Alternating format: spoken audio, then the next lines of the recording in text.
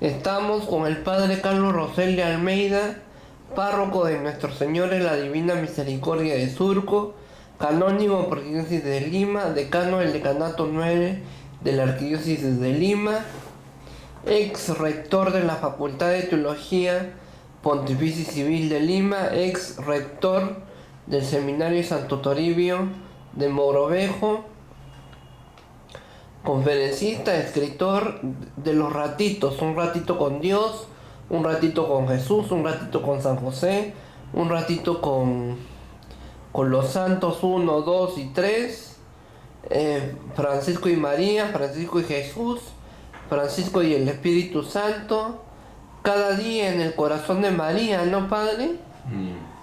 La Virgen en el Purgatorio, Rosa Gatorno, Recta Ratio de la Facultad de Teología Pontificia y Civil de Lima,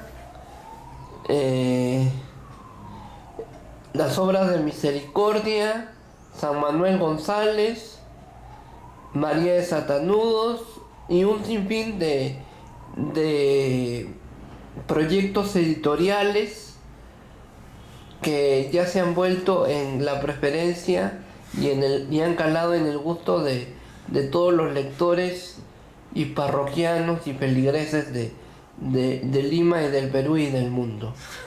Locutor en Radio María con el programa Confirmando Nuestra Fe. Locutor en RPP Noticias con Ricardo Gómez, con el programa Domingo es Fiesta, los domingos en las mañanas, y Confirmando Nuestra Fe de Radio María los martes en las mañanas, columnista en el Correo Mariano,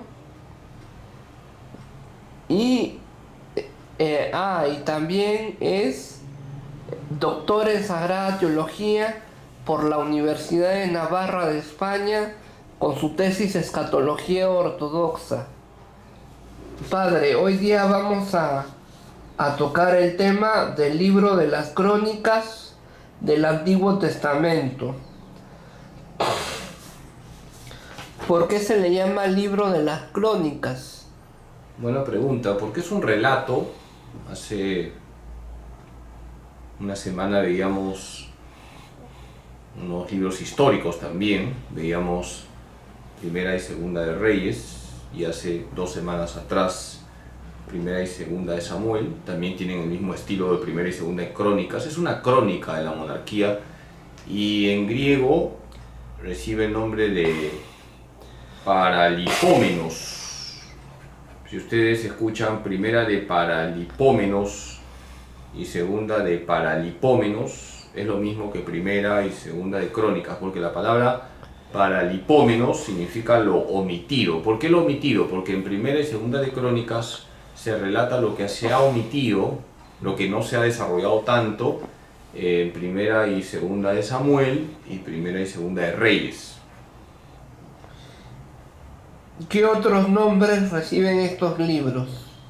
Por eso el libro de Primera y Segunda de Crónicas reciben los nombres de Primera y Segunda de Paralipómenos, que significa lo omitido. ¿Cuántos capítulos tiene el libro 1 de las Crónicas? Tiene 29 capítulos y en el primer libro de las Crónicas el protagonista es sobre todo el rey David. Y en cambio el segundo libro de las Crónicas el protagonista es Salomón. Y el segundo libro de las Crónicas tiene 36 capítulos. ¿Cuál es el contenido del libro 1 y 2 de Crónicas? Tu pregunta es correcta porque el contenido hay que verlo en conjunto. No basta decir Primera de Crónicas, no, hay que leer Primera de Crónicas con Segunda de Crónicas. Hay una unidad. Y entonces podemos decir que ambos libros nos presentan lo siguiente.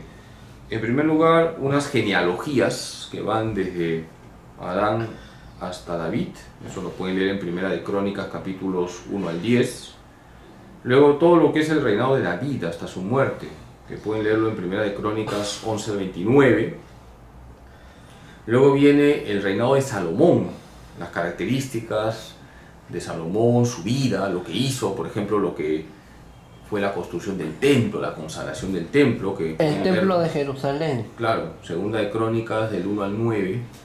Luego la historia del reinado de Judá. Porque mira, cuando Salomón muere, el reino se divide, el reino del norte, el reino del sur. En el reino del sur o reino de Judá permanece la descendencia de David, la descendencia, digamos, mesiánica, porque el Mesías tenía que ser de la descendencia de David, y por eso segunda de Crónicas se concentra en el reinado de Judá, el reino del sur, hasta todo lo que significa pues la deportación a Babilonia. Eso lo pueden leer en segunda de Crónicas 10 al 36.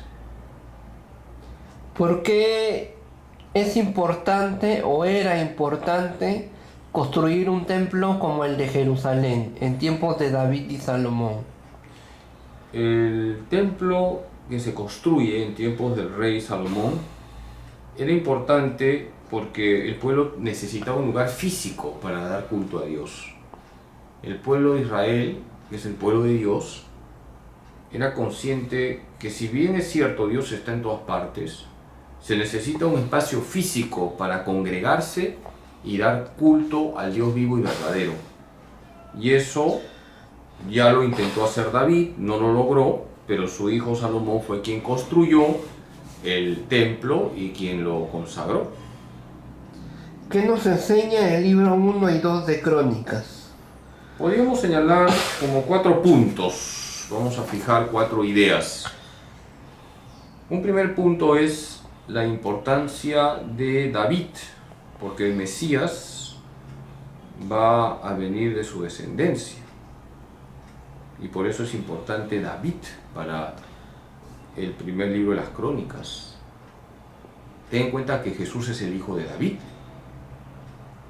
Cuando nosotros leemos la genealogía de Jesús, por ejemplo, en el Evangelio según San Mateo, capítulo 1, versículos 1 al 17, ahí se remarca que Jesús viene del linaje de David, porque San José era del linaje de David y José, al adoptar al niño Jesús, le pasó el linaje. Ese es un primer punto, la importancia de David. Segundo punto, que David y Salomón aparecen bien en estos libros, no se relatan sus miserias, se enseña que David y Salomón fueron buenos reyes, quedan bien, podemos decir, en estos libros. Un tercer punto es que Jerusalén es importante, es la ciudad santa. Se remarca la centralidad de Jerusalén.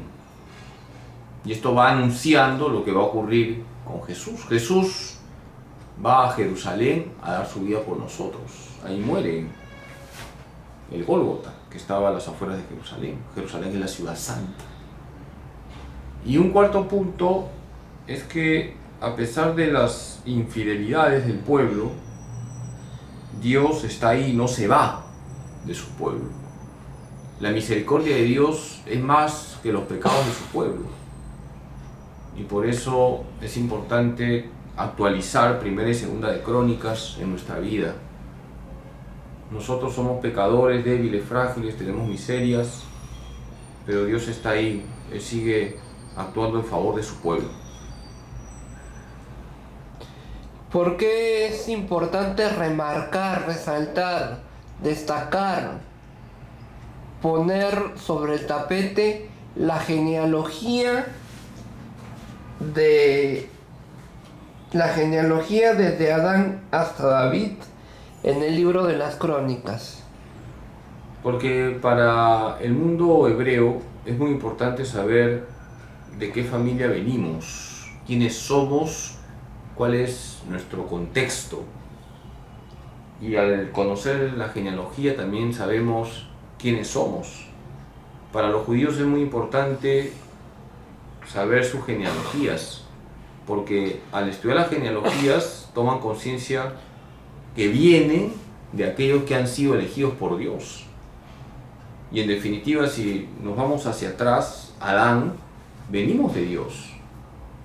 Adán nos enseña que Dios ha creado al hombre. Abraham, que Dios llama a los hombres, le da una vocación. Entonces los judíos, cuando hablaban de las genealogías, era porque tomaban conciencia que venían de Dios y que además eran el pueblo elegido un pueblo que era receptor de un llamado. ¿Qué tan importantes son los ancestros para el mundo judío y para el mundo, y tanto para el mundo oriental como occidental? A ver, por partes, ¿no? Para la mentalidad judía es muy importante, como yo te he dicho, porque es tomar conciencia que venimos de Dios, que hay una elección de Dios. El conocer nuestra genealogía permite conocer nuestra identidad. El judío, al leer las genealogías, percibía la acción de Dios en sus ancestros, que es tu pregunta. Hoy en día, en el mundo occidental, pues hay que saber de dónde venimos, no hay que tener vergüenza de señalar cuál es nuestro linaje, cuál es nuestra estirpe, cuál es nuestra raza. No hay que tener complejo de inferioridad cuando uno busca a sus ancestros, o complejo de superioridad, ¿no? Pues, en definitiva, hay que erradicar todo tipo de racismo.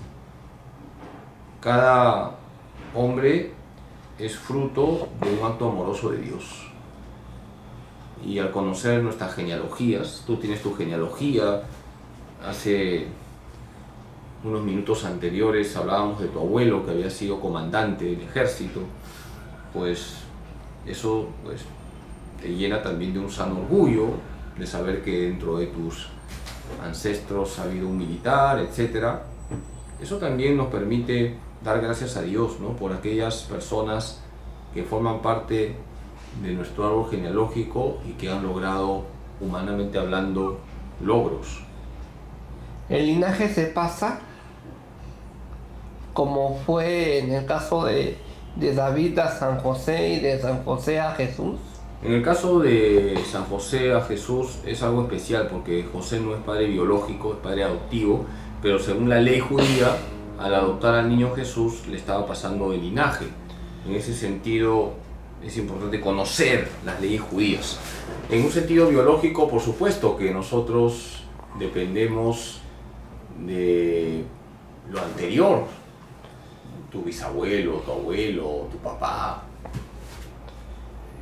han ido pues pasando también unas características propias de la familia, ¿no? Ahora, no se trata de que si tu abuelo ha sido militar, tú vas a ser militar, de eso no se trata, pero sí cada familia tiene su peculiaridad.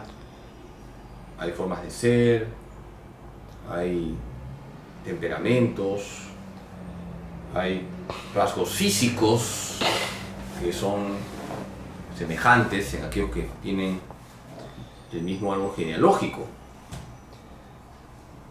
¿Qué es lo que distingue, qué es lo que se pone de manifiesto en un árbol genealógico? ¿Qué es lo que diferencia un árbol genealógico o una genealogía del resto de genealogías? Vamos a ver, empecemos teológicamente hablando. En primer lugar, todos venimos del mismo Dios, formamos parte de la familia humana. En segundo lugar, lo que se transmite es el pecado original, eso también hay que decirlo. Independientemente del árbol genealógico que nosotros podemos tener, hay una transmisión del pecado original y por eso debemos recibir el bautismo.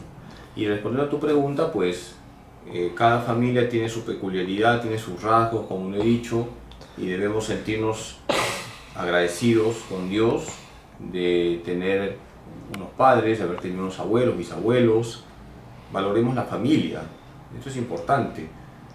Tu pregunta sobre las genealogías en la Biblia también me lleva a decir que el judío era consciente de la importancia de la familia, cuestión que hoy en día desgraciadamente no está tan vigente. Y genealógicamente hablando, para el mundo de genealogías y ancestros, ¿qué comprende una familia? ¿Cómo se entiende una familia? Bíblicamente hablando, la familia es una comunidad de personas donde tiene que vivirse la fe. Sería bonito que hicieses un estudio, por ejemplo, las familias en la Biblia, cómo en el mundo judío siempre está presente, con sus más y sus menos, la fe en el Dios vivo y verdadero, en Yahvé, el único Dios que existe.